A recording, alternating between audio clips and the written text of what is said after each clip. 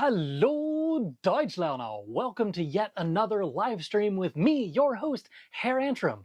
Tonight we are talking about Bundesliga and what it is, why it is, how it's so popular, all of the things that you ever wanted to know about Bundesliga, provided that you know absolutely nothing about Bundesliga. Because I know very little about Bundesliga, but I did some research for you, and now I can teach you a little bit about it so that you can learn what you need to learn before the upcoming season. So if you don't know, Bundesliga starts in August and usually runs until about May of the following year. And it kind of depends on what the actual schedule looks like, but usually it's about August to May. And then we'll get into some details about how it all works here in just a little bit. But for right now, that's kind of the starting point for what we're doing tonight. So, was sagen wir heute? Was machen wir heute Abend? Was ist die Bundesliga eigentlich? What is Bundesliga? What is the thing that I'm actually talking about? That would probably be a good thing to define. Wie funktioniert die Bundesliga-Saison? Which is, how does a Bundesliga season actually work? Beliebte Bundesliga-Vereine. I'll talk about a couple of the most popular teams, and if I don't name your team whenever I get to the team names, I apologize. I generally don't care. So I only listed a few of them that were kind of ranked in whatever Google said was the most popular ones. And then we have Vokabeltraining, which is I'm going to teach you some words that have to do with soccer in general, but also about the Bundesliga specifically. Was ist die Bundesliga erstmal?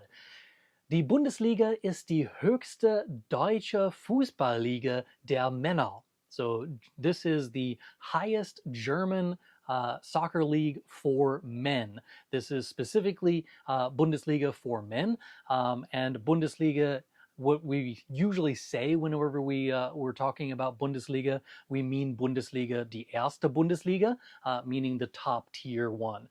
There is a zweite Bundesliga, which we'll talk about briefly, but erste Bundesliga is usually what people mean when they say, I like watching Bundesliga soccer. Sie wurde 1963 mit 16 Mannschaften gegründet. It was founded in 1963 with 16 teams. Heute gibt es 18 Mannschaften. Nowadays, there are 18 teams in the Bundesliga. So, going back through the sentences so that we can hear them again, and also so that I can get my face out of the way of the last sentence there. Die Bundesliga ist die höchste deutsche Fußballliga der Männer. Die Bundesliga ist die höchste deutsche Fußballliga der Männer. Sie wurde 1963 mit 16 Mannschaften gegründet. Heute gibt es 18 Mannschaften. Nowadays there are 18 teams. Heute gibt es 18 Mannschaften. So, wie funktioniert die Bundesliga-Saison? It's a little bit more complicated than some other seasons. So in baseball, for instance, here in the United States, we have two baseball leagues. There is the National League and the other one, the American League, National League. I think those are the two. And they both have their own rankings and stuff. And they have their own playoffs. And they have their own kind of ranking system. And then the winners of those two different leagues end up going head to head against each other for a 7-game series, or the best of 7 series, what we call the World Series, which is a little ironically named because it's generally just American teams. There's like one Canadian team, I think. But the most part, they are from the United States in various states. But in a Bundesliga saison, it's a little bit different, and the ranking system is slightly different, and there is no actual tournament at the end of it, so I'll explain how all of that comes together. Die Saison besteht aus 34 Spieltagen. Jeder Verein spielt zweimal gegen jeden anderen Verein. So, the season is made up of 34 game days. Every club plays twice against every other club. meaning that you have one game that is a home game and one game that is an away game. You have one in the early part of the season and one in the later part of the season. So you do like one game against all of the other 17 teams, and then you do one game against all of the other 17 teams, and you swap back and forth of which one gets to be the home team and who gets to play at their own field and that kind of thing.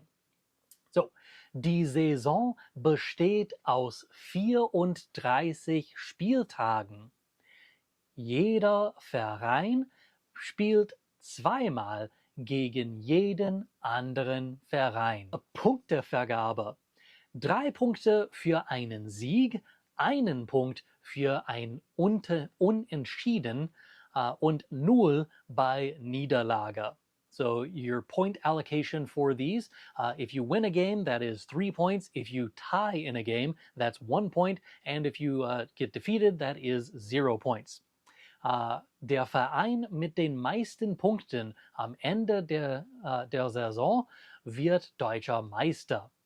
So whichever team is got the most points at the end of the season, that is the team that becomes the German champion, what we call Deutscher Meister.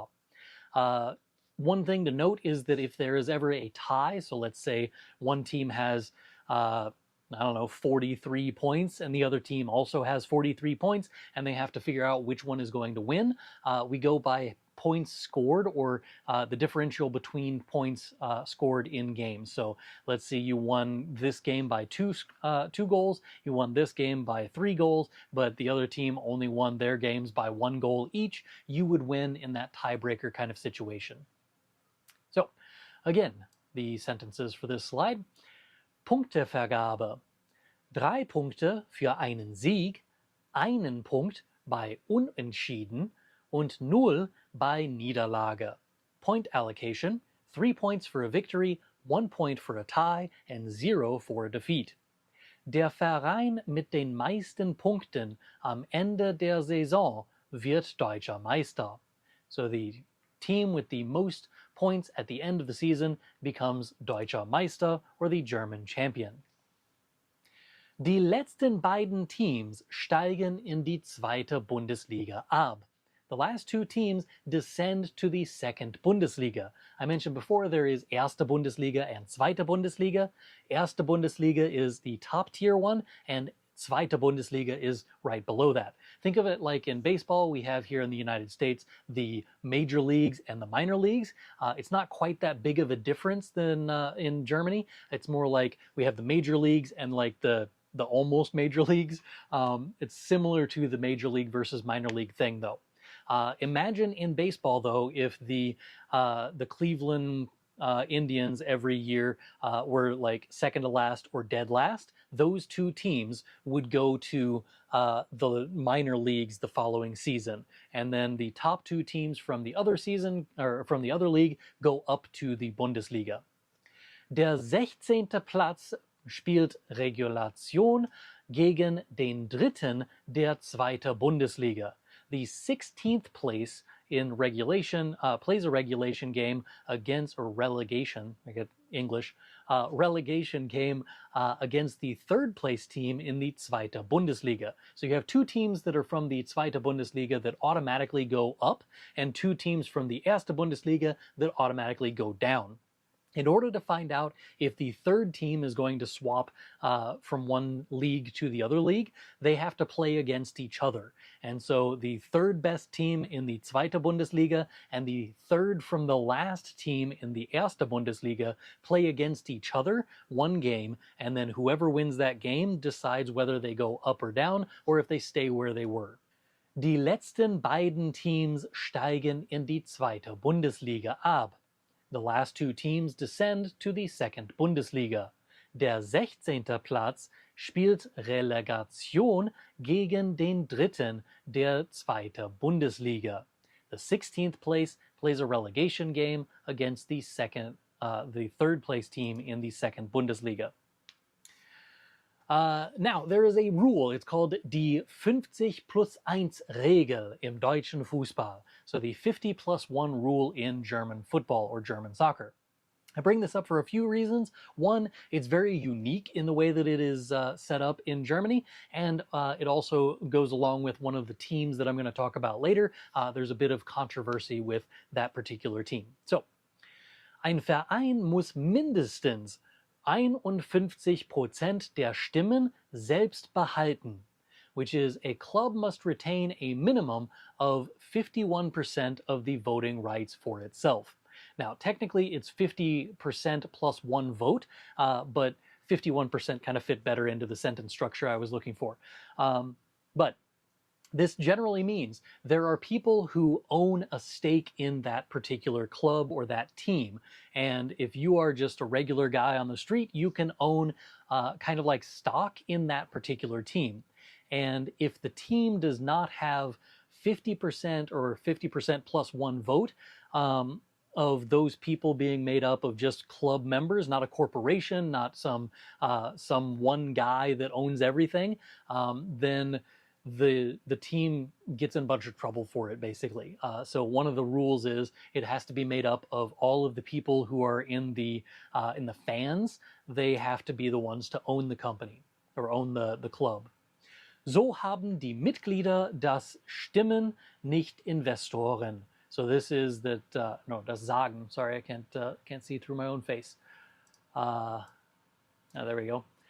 So haben die Mitglieder das Sagen, nicht Investoren, which is this way the members have a say and not the investors. So it keeps the corporations out of the German soccer league, and they're just there as advertisers rather than having them as owners of a particular team. So we don't have like Busch Stadium, for instance, is near me. That's for the St. Louis Cardinals. The Busch family owns that. They are the ones who own Anheuser-Busch, which is a big beer making company here in the area. And we don't have that problem in Germany because this 50+1 rule makes it so that the people who are the fans of the club have to be the ones who own most of the club's stock. So again, our two sentences here for understanding the 50+1 rule. Ein Verein muss mindestens 51% der Stimmen selbst behalten. So haben die Mitglieder das Sagen und nicht Investoren. Die Regel schützt vor zu viel Geld und Macht von außen. The rule protects against having too much money and power from the outside. In other words, you don't want a bunch of companies owning all of the teams. You want the fans to have the say. It means that the ticket prices are lower. It means that there's not a lot of weird legal issues that come along, and it fixes a few other issues as well. Der Fußball soll für die Fans bleiben. So the soccer should be for the fans or should remain for the fans. Die Regel schützt vor zu viel Geld und Macht von außen. Der Fußball soll für die Fans bleiben. All right, now we're up to the part that's probably going to be the most controversial part of my presentation, and that is beliebte Bundesliga-Vereine, which is favorite or popular clubs in the Bundesliga. So we pick out the most popular ones. If you're looking for merch for Bundesliga teams, these are the teams you're probably most likely to find. If you're in the United States, for instance, and just going to a sports place, the places that are going to have all of the sports jerseys, they're going to have like 5 teams, and they're all going to be the ones that I have listed here. If you're in Germany, you can probably find all 18 teams worth, and you can collect all of the 18 jerseys if you want. But in the United States, it's going to be very, very difficult to do that. Anyway, the first one on the list is FC Bayern München, which, as the name implies, is from Bavaria, specifically in Munich. So Munich, Germany, or Munich, Bavaria. That is München as the name of the town, and Bayern is the name of the state. The reason for why they're so popular, we have Rekordmeister. They are the championship record holder. It's kind of like the New York Yankees in baseball. They have the most World Series wins. I think that's still true. I don't know. I haven't actually looked at my statistics lately, but I assume it's still true. But they have the most championships. So Rekordmeister. 34 Mal Deutscher Meister. They have been Deutscher Meister 34 times. So if we think they were, the Bundesliga was founded in 1963, this is currently 2025, so 63 to 2000 would have been 37 years, 37 plus 25, we've got 62 years. Out of 62 years, the FC Bayern München club has won over half of the times. Got a gnat in here, pretty sure. I just tried to take off my glasses. Pretty sure it just flew in my eye. Just tried to take off glasses that I don't have. Anyway, so Bayern München has won more than half of the Deutscher Meister competitions since there has been Deutscher Meister. Their Heimstadion, which is their home stadium, is called Allianz Stadion or Allianz Arena. Allianz Arena. And this is named after an insurance company, if I remember correctly. So it is one of those where it's like, that's a little bit too much corporatism for most people, but they did have to name it something, so that works. And the Vereinsfarben, that would be the colors of the team, that would be Rot und Weiß. So they are red and white. Obviously, they also have the Blau in there.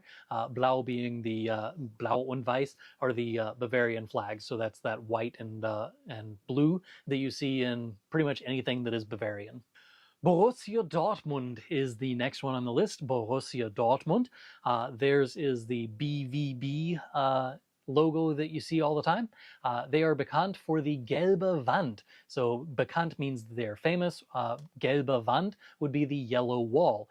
So sie sind bekannt für die gelbe Wand in ihrem Stadion.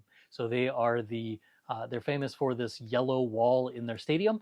They don't mean a literal wall like that, not that kind of wall.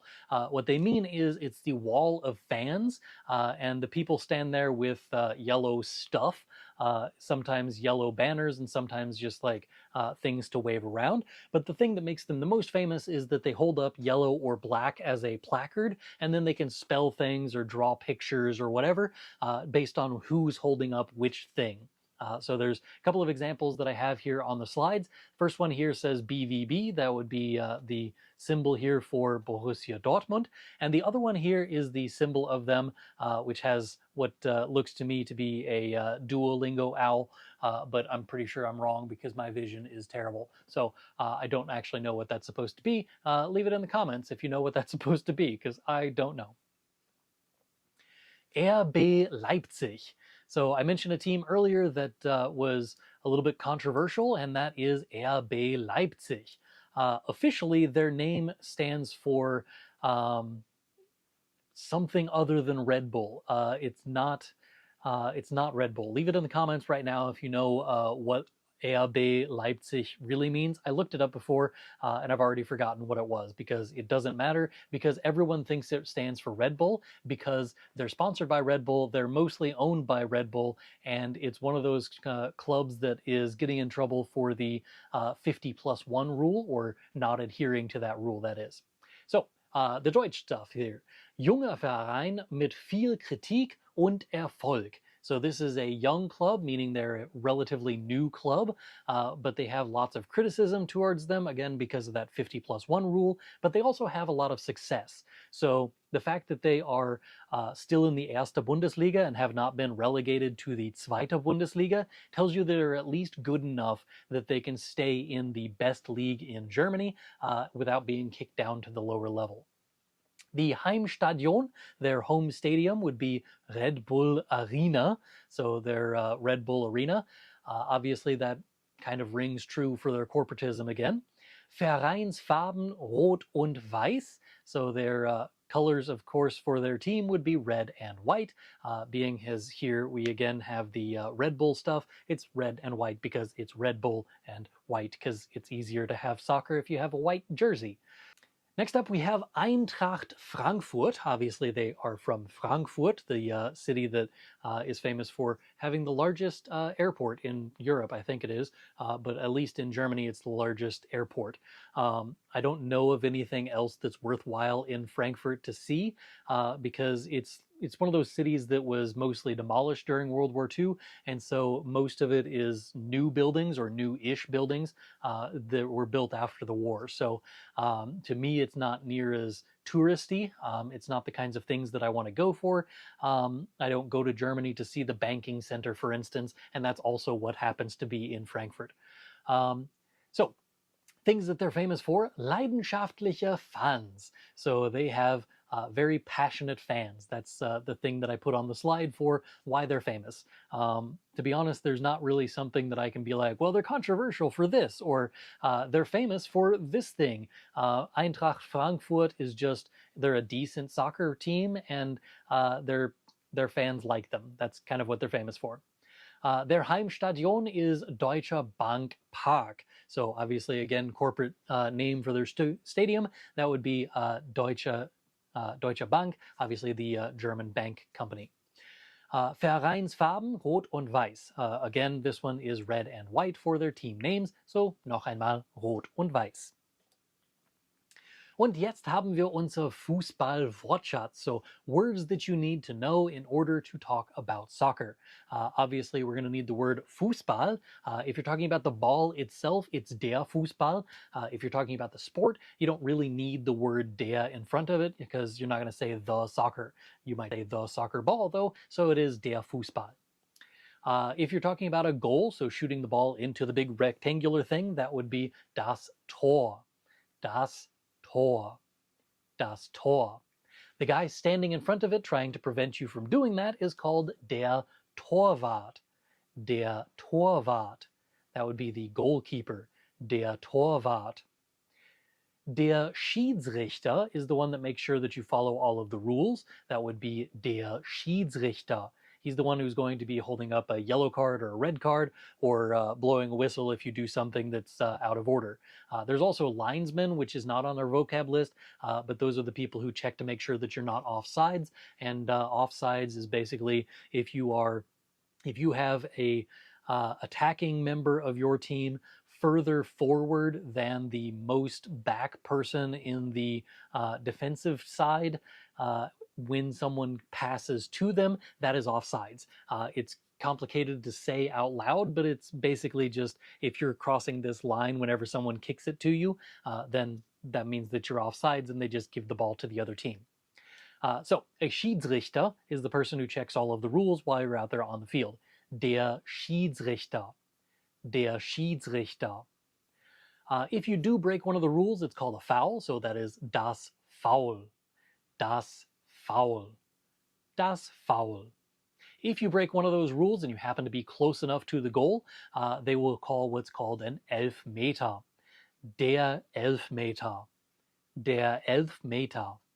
Elfmeter is a penalty kick, is what we call it in English, but it's literally just 11 meters. So this is how far it is from the goal, and you get a free kick from there. That's what we're calling a penalty kick. And this happens if you are within the designated rectangle right in front of the goal, and you commit a foul against the charging team, then that team gets to have a free kick towards the goal. They put the ball in the middle, and then you get a kick towards the goal. Das Abseits. Das Abseits. Abseits is offsides. So again, I mentioned that thing that the Schiedsrichter is there to check, or the linesman is there to check. That is Abseits, or offsides. Die Verlängerung. Die Verlängerung. One of the most annoying things for most people who don't actually appreciate soccer is that they say that everyone just falls down all the time, or that they're a bunch of whiny crybabies who lay down on the ground and stuff. This is just, sometimes it's a delay of game tactic, and sometimes it is legit that they're actually hurt. But sometimes it's just to delay the game. And as a result, we've come up with this rule where the Schiedsrichter will start a timer, basically, for every time that we have to stop the game so that we can go pick up one of your players. And when that happens, then they collect all of that time throughout the 45 minutes of halftime, and then they attach that to the end of the game. So if you've ever seen a soccer game on TV and it says 45 minutes and then it has +6 or +3 or +4 or whatever, that is the extra time that they have attached to the end of the game to go along with that. And that's because of this rule about Verlängerung, or extension of time or extra time. Die Tabelle, die Tabelle, die Tabelle. This is the standings, meaning where do you rank in the current point system. So there's lots of times where like the last 3 games of the season really don't matter because, for instance, Bayern München has won lots of seasons, in fact, where the last 3 games, they have enough points that no one can catch up to them. So they could lose all 3 of the last games, and the team that is in second place could win all of the last 3 games, and it would not matter one iota. They have already become Deutscher Meister because they have too many points. But they have a standings list for that, so we can see who's winning, how many points you would have to get in order to go up in rank to Deutscher Meister, and that kind of thing. Die Mannschaft, die Mannschaft, die Mannschaft. That would be the team. Now, you may have noticed that I said Verein earlier. Verein and Mannschaft are sometimes interchangeable, but not always. So when we say Verein and Mannschaft, and we're talking about the people who are out on the field kicking the ball around and stuff, that would be interchangeable. You can use them both for either way. But Verein also includes the people who are paying members or paying for their vote in choosing what happens to the team whenever you pick new players and that kind of thing. So those people get a say in that, and those also count as the Verein. So they are all collected together along with the actual team itself, meaning the 11 players who are out on the field at any given time. It would be those people. Der Trainer, der Trainer. Move my face out of the way again. Der Trainer would be the trainer or coach. Der Trainer. And der Anstoß, der Anstoß, der Anstoß. Anstoß is kickoff, so they actually do kick the ball at the very beginning. You do flip a coin at the very beginning, and you find out which one of the teams is going to start with the kickoff. That means that they get to kick first, and they just kind of pass it off to one of their teammates, and the game starts. That's just how the game of soccer works. So on our next page, we have verbs, because on the previous page it was all nouns. This page is all verbs or verb phrases, as in the case of the very first one. So very first thing on here, we have ein Tor schießen. So we had ein Tor, or das Tor from earlier, which was a goal. Now we're combining it with the verb schießen, which is to shoot. So to shoot a goal would be ein Tor schießen. Ein Tor schießen. Now, word to the wise, it is very easy to mispronounce this. So EI in German pronounces itself as I, and IE in German pronounces itself as E. So this verb is schießen, schießen, with an E sound. And I mention this because if you are shooting a ball into a goal, you would use the verb schießen for that. Lots of my students over the years have mispronounced this while reading a thing about soccer in German, and that person pooped a ball into a goal according to the sentence that they said out loud. So it's probably a lot more painful that way. I don't recommend that as the way to play soccer. I recommend kicking it with your feet and shooting a ball into the goal, not the other verb that is very similar, but easily transfixed there.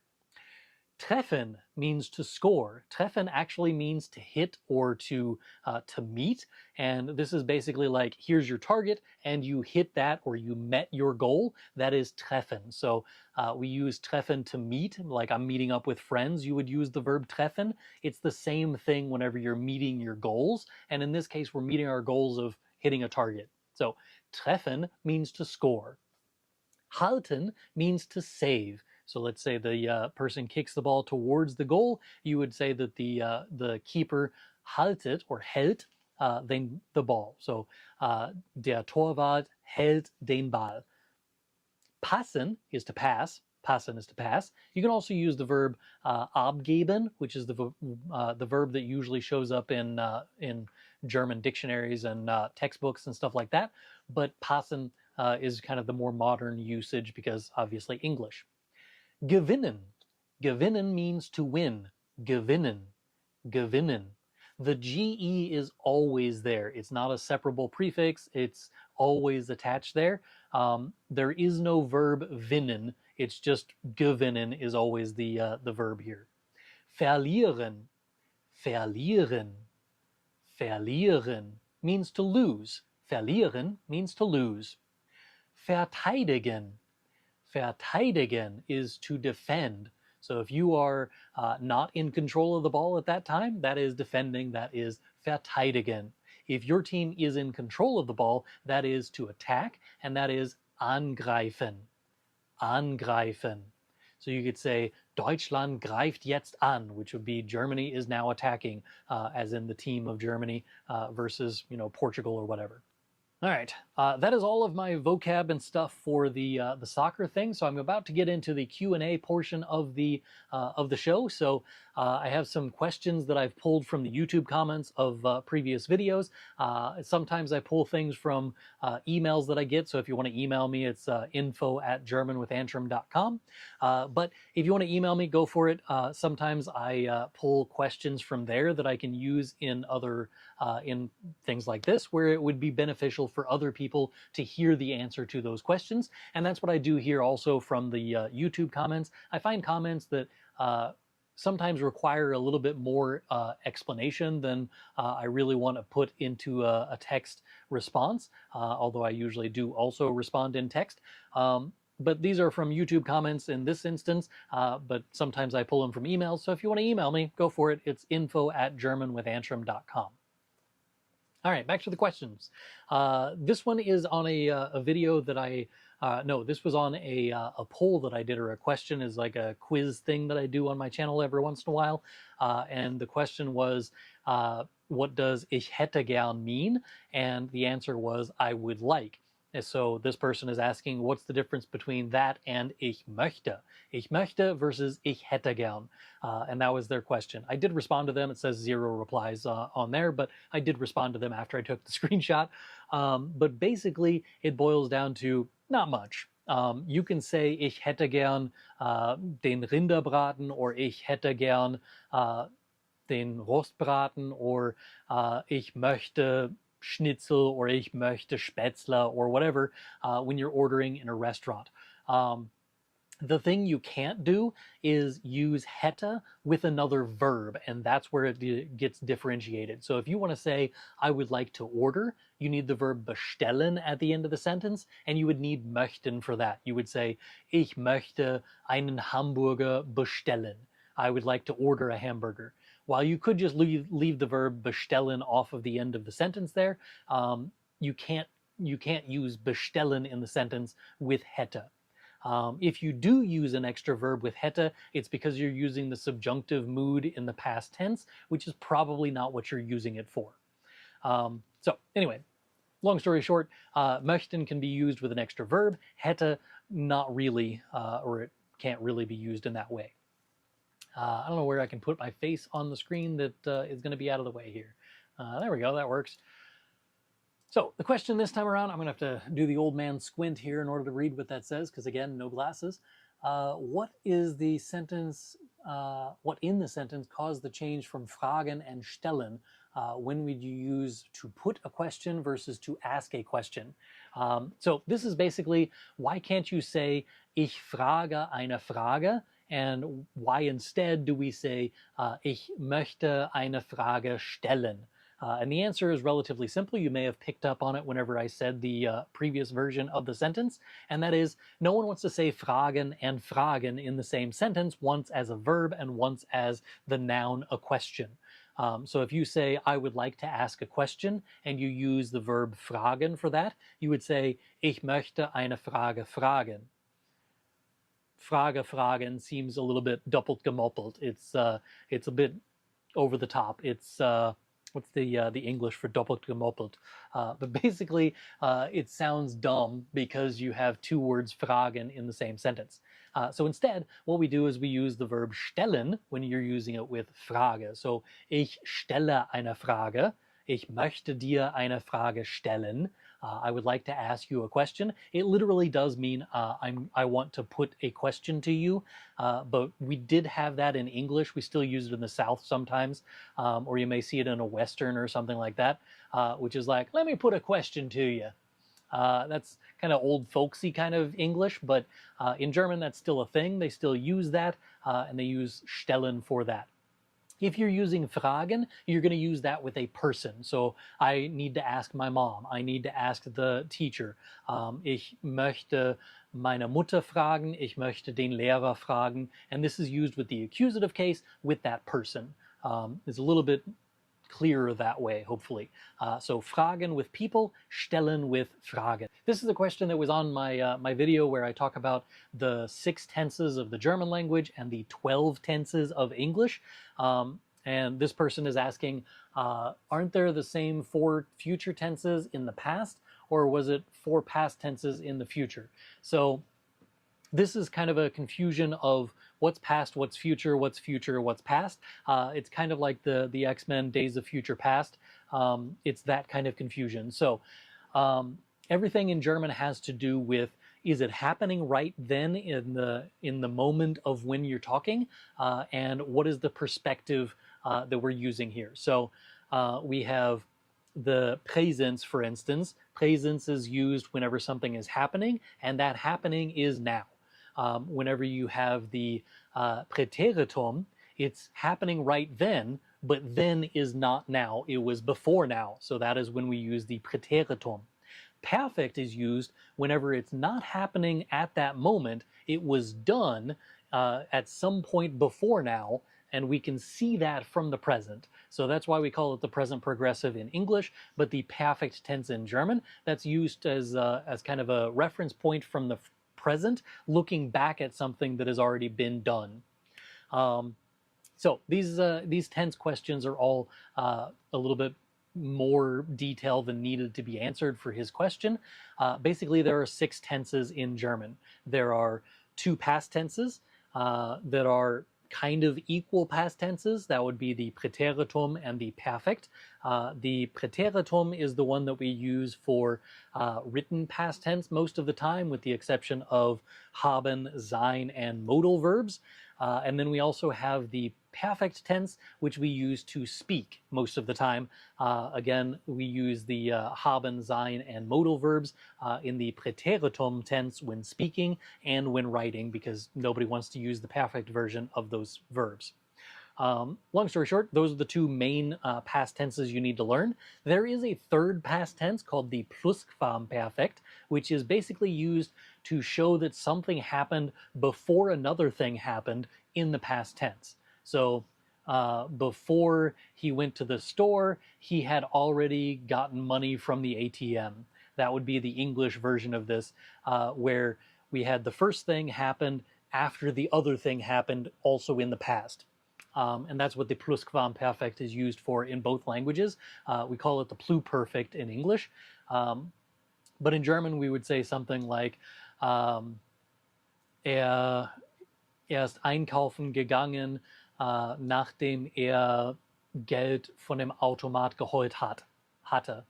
And that hatte and geholt together, those things are the Plusquamperfekt. So that's the third past tense. We have one present tense, that's the Präsens. It's the only one that we use for things that are happening right now. And then we have 2 future tenses. So we have Futur 1, which is the one that we use whenever you're talking about something that is not currently occurring, but is likely to occur in the future. So that is Futur 1. Futur 2 is for things that will be done in the future tense. So this is the one that is confusing this person who is commenting here. And the confusion is basically you are looking into the future, and this thing will be done by that time. So im Jahr 2031 werden wir alle E-Autos gekauft haben. So by the time that we are in the year 2031, is what I said, we will have all bought e-cars or electric vehicles. Now, all of that was to say that we have a past tense thing, so we already bought the cars, but it was in the future when we did it. That's what the Futur 2 is used for. As you can probably surmise by my confusing nature of coming up with example sentences, there's not a whole lot of use for that. There's not a lot of opportunity to bring up the Futur 2 in conversation. The same is true of the Plusquamperfekt. There's not a whole lot of conversations that require it. And for that reason, those two tenses are often left out of textbooks, completely ignored by teachers, and otherwise just kind of ignored in German language circles. In fact, lots of people will just use the perfect tense instead of using the Plusquamperfekt, even in instances where it's actually needed. You may have heard me say it whenever I said the Plusquamperfekt example. I said it in the perfect tense first, and then I had to correct myself. So rewind this video, go back and find the point where I gave the example of the Plusquamperfekt, and you'll find that I messed it up the first time, and then I had to go back and fix it and add in hatte to make it so that it was actually using the tense I was talking about. So, long story short, you probably don't need those two. So really there's only 4 tenses you really need to learn, and that would be Präsens. Learn that one first. It's the most useful. That's the present tense. The Perfekt, the Präteritum, and lastly the Futur 1. The order that I would learn them in if I were you, Präsens, then I would learn modal verbs and the Futur 1 at the same time. And then I would learn the perfect tense and finally the Präteritum tense. Präteritum tense, if you're going to learn that out of order, I would learn like haben, sein, and modal verbs in that tense before you learn like, the actual irregular forms of weird verbs in the Präteritum tense. So anyway, that's a long rant about tenses because I needed to go on a long rant about tenses for some reason. All right, so this is a long-winded question here. Basically, this person is asking that I gave in past videos and pretty much anytime I get an opportunity to, I talk about Angelika Bohn's books. If you haven't checked it out, there's a link in the description to my Amazon store. I do get a commission for that, so if you buy something from there, I get money. But these books from Angelika Bohn, they are labeled for whatever level they are. And the best part about them, to me anyway, is that they are actually good books first, and then they happen to be level oriented. So there's a book called Der silberne Kugelschreiber, which takes a bunch of twists and turns that I wouldn't have expected in the book, and I actually enjoyed reading it, even though I knew while reading it that it was written for a level that is far below my German skills. I think the Der silberne Kugelschreiber is A2 level book, but that book was just a good book. Like, I would read it again just because it was a good book. So I rant about Angelika Bohn's books all the time, to the point where she has sent me copies of every time that she comes out with a new book, she sends me a copy of it and says, hey, would you mind doing a review of this or talking about it on your channel? And I do that quite a lot, actually. But I love her books. They're fantastic books. They are tremendously great books. They are the best books in the world. Nobody makes books like she does. It's just fantastic books. So they're marvelous. If you haven't seen them, if you haven't checked them out, you need to check them out. They're fantastic. Anyway, so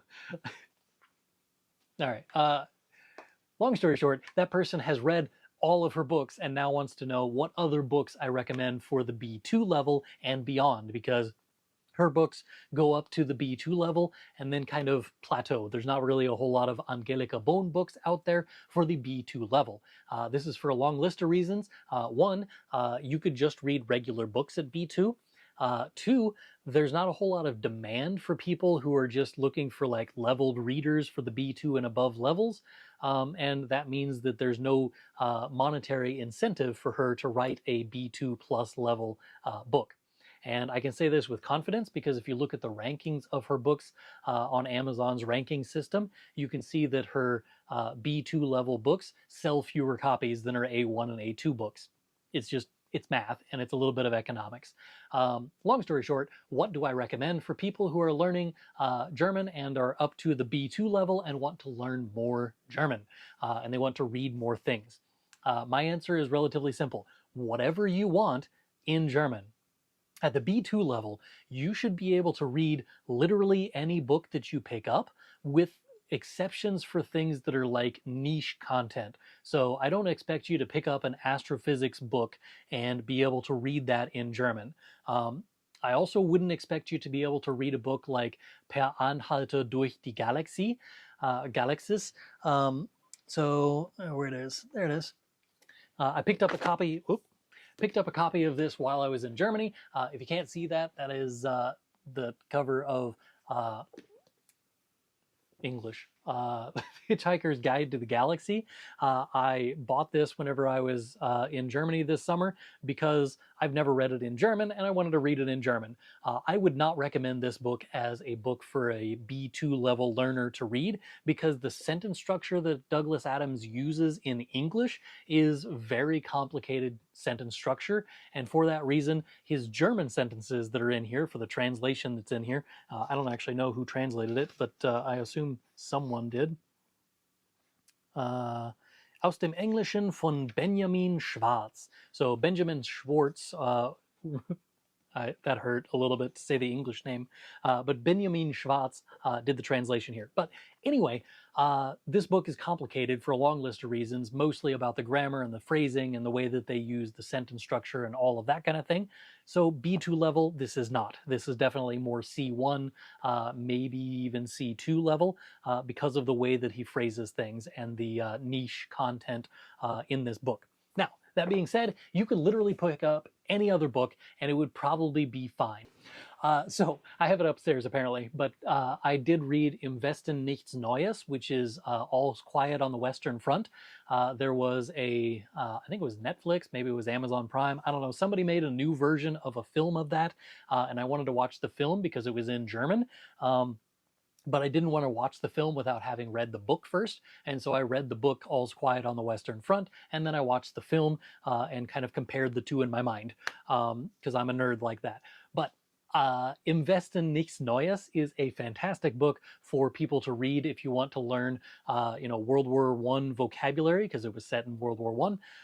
If you want to learn that kind of vocabulary with things like Panzer for tank, and I did not know this before, but like the belt that holds your guns and stuff is called a Rock, which is also the word for a skirt in German. So I learned new vocabulary while reading that.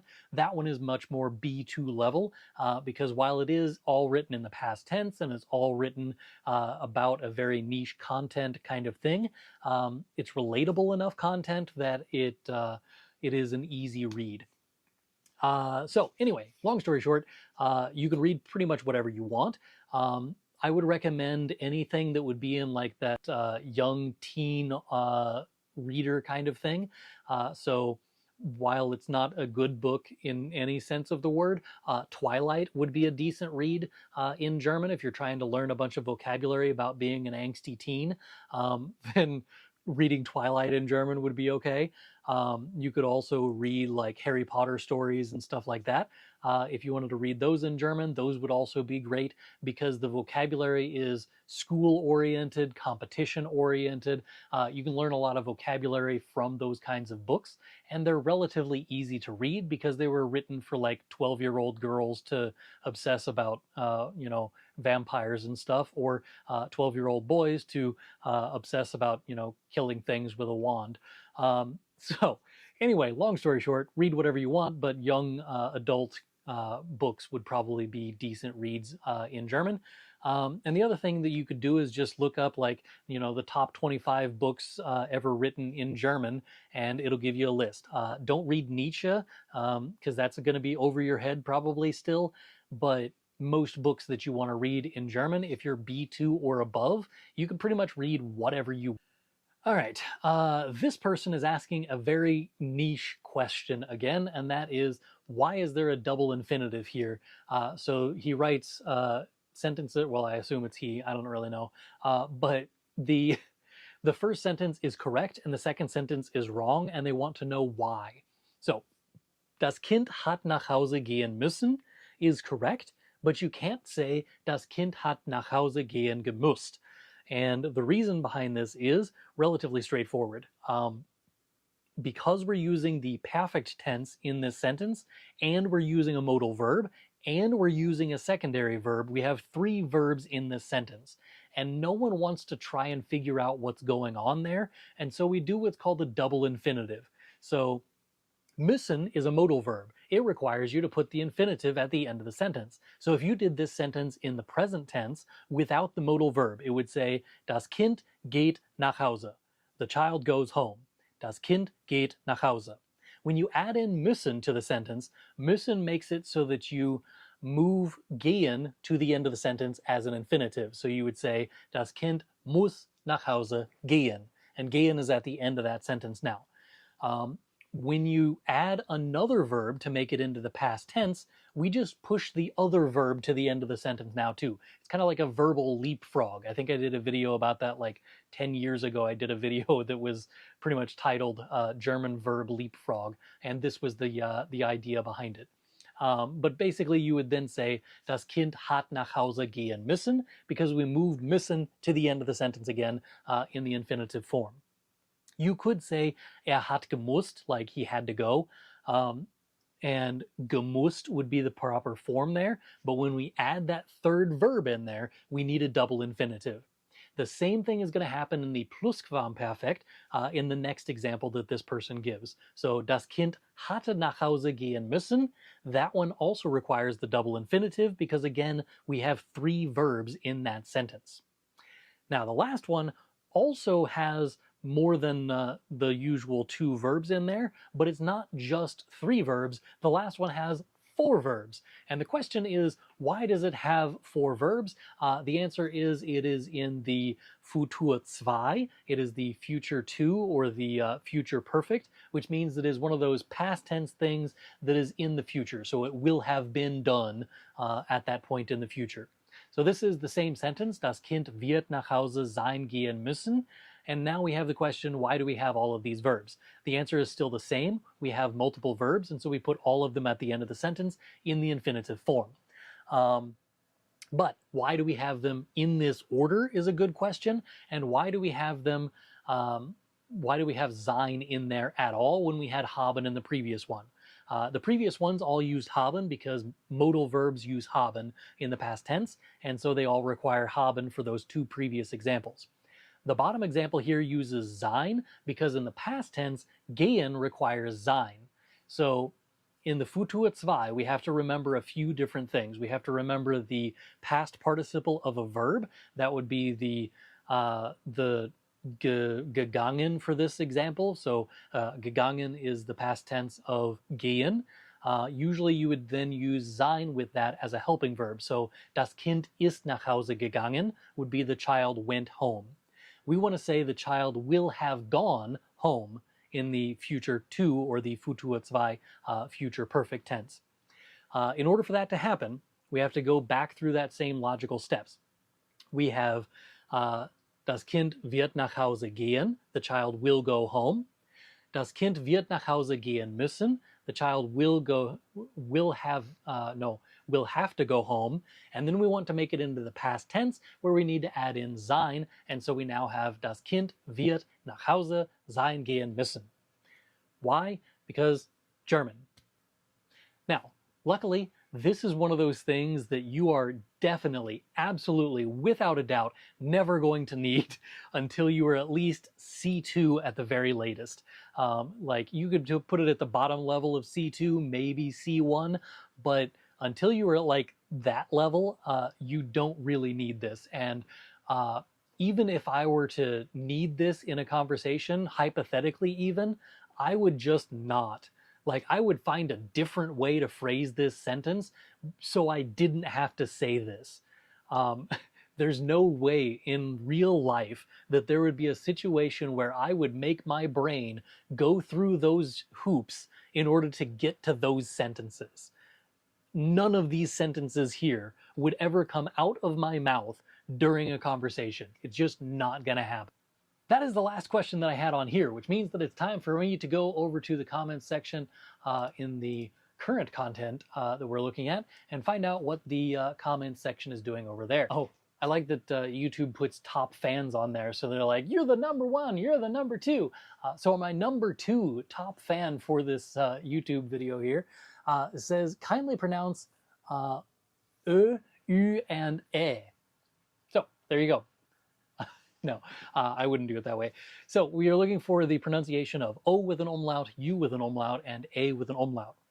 And the answer is we have two different ways to do all three of those things. So A with an umlaut, if you were to take your mouth and say ah, that's the A sound normally, right? Ah. The difference between a long A and a short A in German is how long you say the actual sound. So there's ah, where you're kind of like pushing the air out for the letter ah. So you ah, versus whenever you're saying it as a long A, where you just extend how long you say the sound, and that is ah. So ah versus ah, pretty easy. Now, if you were to take the E sound, the way that you say E in English, that's E, pay attention to how your mouth forms when you do this. You say E, and you have your tongue touching the back of your teeth, the inside of your back teeth, that is. You'll say E. If you combine ah with E, you end up with eh, eh. You put your tongue in the position that you would for an E and the outside of your mouth in the best approximation you can for an ah, and you end up with eh, eh. That is the short vowel sound for a umlaut. Eh, eh. Okay? If you were saying this with a long vowel sound, you're going to say A, like you would in normal A, and you're going to again put that E into it. And that gives you A, A. It's very, very, very incredibly similar to the way that we say A in English, but the difference is slightly subtle. So A is English versus A in German. Cool. All right, now, if we get to the O umlaut, it's the same process. We start with O, so we have O or we have O, both of those being the sounds for short vowel and long vowel. If you take the short vowel, O, and you put that together with an E sound, you end up with Ö, Ö, Ö, Ö. This is the thing that you would probably say out loud whenever you're just trying to think of something. You would say Ö. That's Ö. If you want the long vowel sound, you're again going to try and close your mouth a little bit more, and you would say U, U, U, U. All right, so that's O umlaut. U umlaut, same process. We have and U for the two sounds of the normal sounds. We have for if it's a short vowel sound, and U if it is a long vowel sound. Again, add that E on the inside of your mouth and form your mouth on the outside as close as you can to the original sound, and you end up with Ö and Ü. Ö, Ü. Ö for the short vowel sound, and I, Ü for the long vowel sound. All right, hope that helped. Don't know if it helped. I'm going to put it out there into the internet anyway, so maybe it helps. Also clarify when CH is pronounced as KH and when it is pronounced as SH. I assume you mean the difference between and versus. This all has to do with the vowels that precede it. So if there is an I, A, no, I, E, or diphthong in front of it, you say h. So I, so like ich. You can also say like Stich, ich, mich, dich. All of those have h because they have an I in there. There's also, if you have an I, you would have echt, like real, echt, recht. I don't know, other words that rhyme with echt. So that would be, again, I or an E. And then you also have the diphthongs that fall into that category. That would be two vowels in a row that make one sound together, or they kind of smush their sounds together. So A and U together, they become au. So then you say auch, auch, auch. That one there uses the back of your throat and therefore uses the other CH, okay? That's the auch. No one's going to say that word with that much phlegm behind it, so it just sounds like a little bit of a raspiness in your voice. Auch, auch. It's not the which comes from like you putting the tongue on the roof of your mouth in the back. It's not that. It is a which comes from you putting a little bit more space in between your tongue and the roof of your mouth. Now, the open mouth sounds that you make, so like an ah or an o or an oo, buch. Yeah. So we have auch, we have buch, we have ach. Those all have the same types of sound with the back of the throat, ch. Those all come from that pronunciation. So long story short, the easy answer is if the sound makes your mouth form a more closed mouth, that makes it so that it's the front ch, which is the or hissing cat kind of sound. The other one comes from the back of the throat, and that one is more of an open mouth sound. And so if you have an ah or an o or an o or an u, those all have a behind them. Hopefully that helped. Maybe it helped. I have no idea. I'm just putting things out into the internet, and hopefully they're helpful to people. Also, is it pronounced ish in all sentences that it appears as a word? There's pronounced as ich. We're trying to figure out the difference between why some people say ich, the word ich. Some people say it as ich, and some people say it as ich. I personally alternate, and I sometimes use ich and sometimes say ich. Ich is more of a northeastern kind of German dialect for this, but it's not technically standard German to say ich, but it is one of the dialects they do say ich. And so some people will say ich, some people will say ich, and there's also another dialect that also says things with ish. Actually, there's several dialects that say ish, but that's one of those like dialects that kind of pushes all of your sounds to the front of your mouth, and you end up with a ich möchte eine Wurst, where everything is all up front. There's other ones where they push everything to the back, which is usually like Bavarian, for instance. They have a lot of och, das kann ich nicht. So lots of those sounds come from back in the back of their mouth. The long version or the short version of this question is it basically has to do with dialects. Lots of people just pronounce it differently because of the place where they are in Germany. We have a dead face from our number one fan over here. And that's probably because I was talking about tenses for like a really long time. And that's probably when they made that comment. The second one says, can it be das Kind? Das Kind wird nach Hause gehen sein müssen. Can it be das Kind wird nach Hause gehen sein müssen? No. That word order is fixed as far as where the verbs go. Normal, like my brain working, would think that it should be gehen sein müssen, but that's not the case for that complicated sentence I had before. The sentence structure requires you to say sein gehen müssen in that order. I don't know like a good reason for why that is, but that is the version you have to say. I already did the difference between IE and EI before, but please do it again.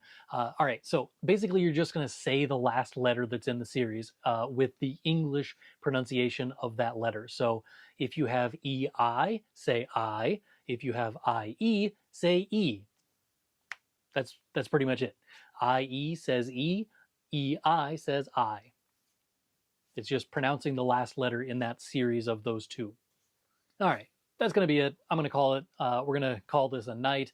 Thank you all for hanging out with me. Thank you for showing up. Thank you for commenting. Thank you for your questions. And I will see you in the next one. There is another one of these every single month. That's the first Monday of every month. So whatever your next Monday is going to be for the next first Monday of the month. All right, September. September is actually on September 1st is going to be the next one. I already have this set up in the system to find out what the topic is for the next one. They are all scheduled on my my YouTube channel if you haven't seen that yet. But the next one is going to be in September, and we are talking about festivals in Germany that are not Oktoberfest, because Oktoberfest starts at the end of September. That's why it's called Oktoberfest. So it starts at the end of September, and as a result, I wanted to talk about something that is October related, and obviously that would mean September. So we're going to talk about festivals that are not Oktoberfest on September 1st. It will be the same time, same bat channel, same bat place, and I will see you then. Bis dann. Tschüss. Auf Wiedersehen.